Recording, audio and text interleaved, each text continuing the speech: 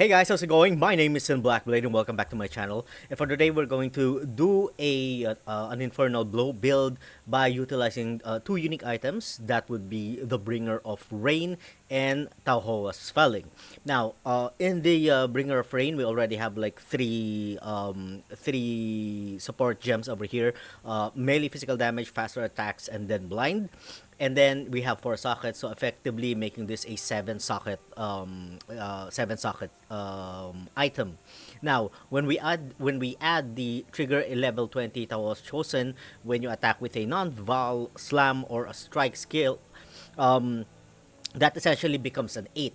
So the Tawas chosen is a mirage, I think, or a spirit that does what the last action that you did. So say for example you did a leap slam. The next action of the spirit will be a leap slam, and then if you do an infernal blow, the next thing that he will do is an infernal blow. Now the wiki is not yet complete. I'm not exactly sure if, like, say for example this is a sixth link and then you put in elemental damage, life tap, and then melee splash, you put in melee physical damage or faster attacks. I'm not exactly sure if all of those, say for example this is a six socket, would help in the damage of the Tawhoa's chosen.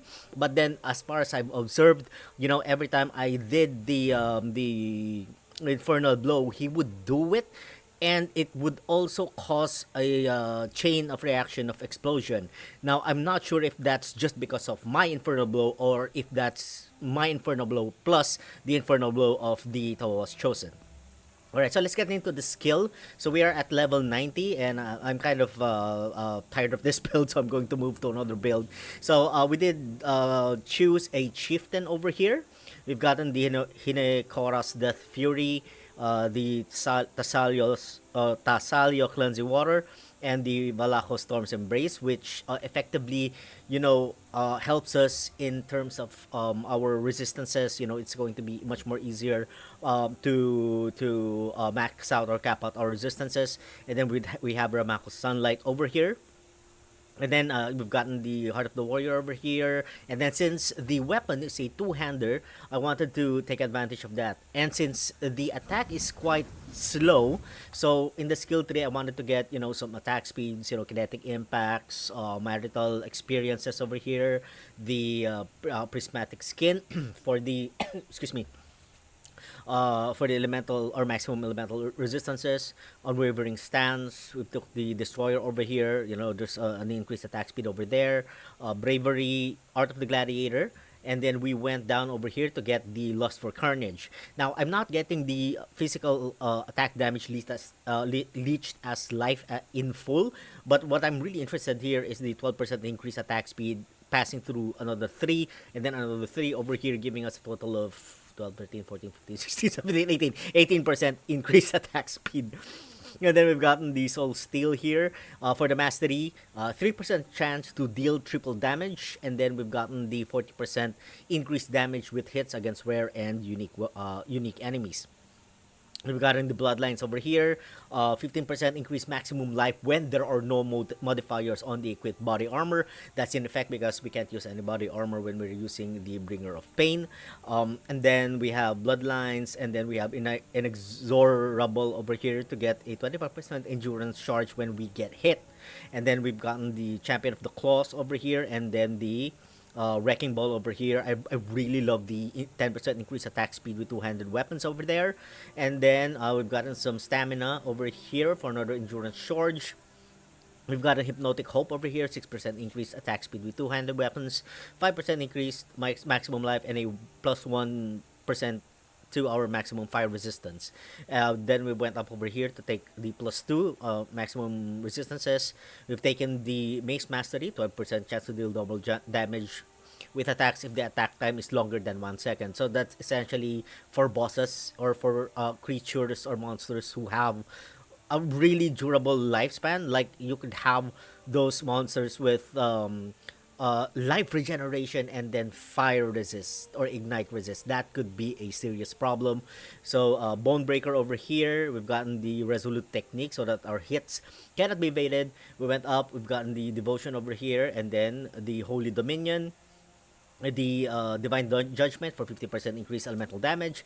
We did take Arcane Capacitor over here, Mana Mastery, and then Sovereignty for the mana reservation efficiency of our skills, and then the auras from our skills have 10% increased effect on us, and then the Purity of Flesh. Now, the reason I got all of this, Sovereignty, Arcane Capacitor, and then the Champion of the Claws, is that we're using essentially three auras. We're using Hatred, we're using Determination, and then we're using Herald of Ash. Now, I was having a difficult time balancing this. I believe you can increase your mana, of course, by just getting, just increased mana over on your rings, if you can do that. So there are a lot of things here in the skill tree that you may not take. For example, Champion of the Claws, these are three more skill points that you can allocate somewhere else, preferably, getting the Holy Fire over here, or going to get the Acrimony, or getting to Breath of Flames and the Heart of Flame.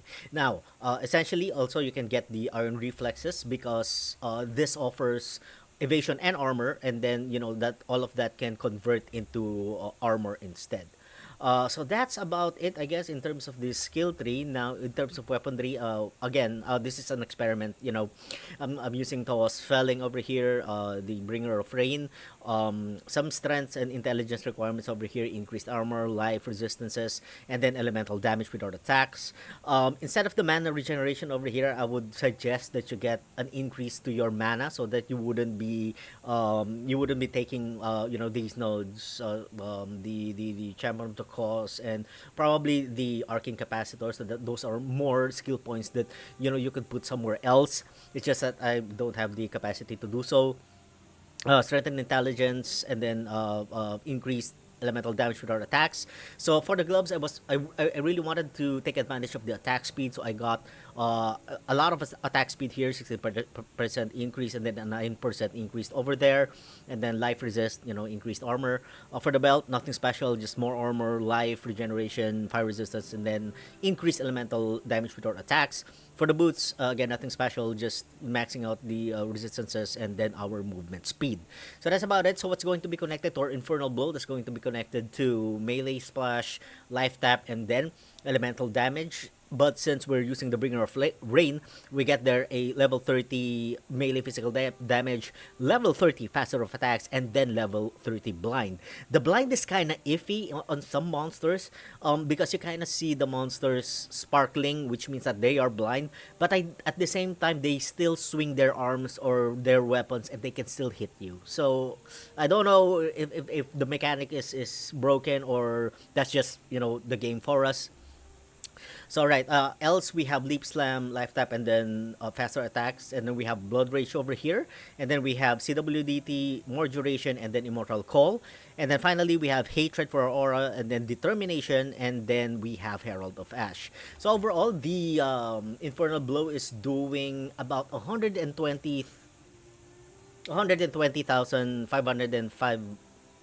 505,9 damage, so that's a lot of damage. It's not in the millions, so yeah, for that to happen, you need to have like a very sick two-hand weapon, or a very sick one-hand weapon, and then a very sick shield, which I don't have. So yeah.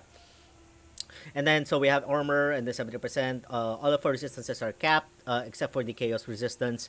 Again, balancing the chaos resistance has been a difficult thing for me, but if you guys could fix that, that would be great. So we're gonna do a gameplay through the mines. I find the delve to be a much better alternative to just doing maps, and it's more fun. It's more fun for me. I really like it. All right, so what do we have? So let's just go. Where do we go? Where do we go? So something interesting, something with a chest, maybe, or was I hunting for something? I wasn't really hunting for something. So there's a chest over here. So let's go over there just to make sure that you guys see some gameplay. It's really super easy, and it's super fun. The explosions coming from the Infernal Blow and coming from the this one is actually super satisfying. Here we go. Please observe. Oops, what happened there? There's no graphics. What the hell? Maybe it's not loaded yet. Oh, there we go. All right. So if you observe, as you can see there, He leap slap to the Tawhoa's something. So when we do So when we do the Inferno, he also does the Inferno, but then I'm not sure if the secondary explosion comes from him or comes from our own explosions. As you can see over there, very good explosions. Amazing. I really love it. Okay, hold on. Alright, there we go. Oh god, I love this. Look at that, look at that. Look at all those explosions, man. It is just so satisfying. Boom, boom. I love it. I love it. It is so satisfying. Alright, there we go. Alright, so we have, what do we have? We have Scarab of the 100 Traders, some Portal, Augment, Basalt Flask. Is this level... Wait, I don't have any... Oh, shit. There we go. What level is this? Ooh, level 82. That is nice. Okay, Seal Block, Crystal Belt. Okay, Shield, Omen. Yeah, Iron Circuit. Tincture. Righty then. Wait, hold on. Let's see what level is the Tincture. Oh, that's level 82. That is going to be nice. What else did we have? Oh, I already have this. And then what do we have? Crystal Belt. Alright, so that's about it for this video, guys. Again, let me know what you guys think about the build in the comment section down below. And thank you all so much for watching. If you guys enjoy the content, don't forget to like, comment, and subscribe. And as always, see you guys on our next video. Have a good one.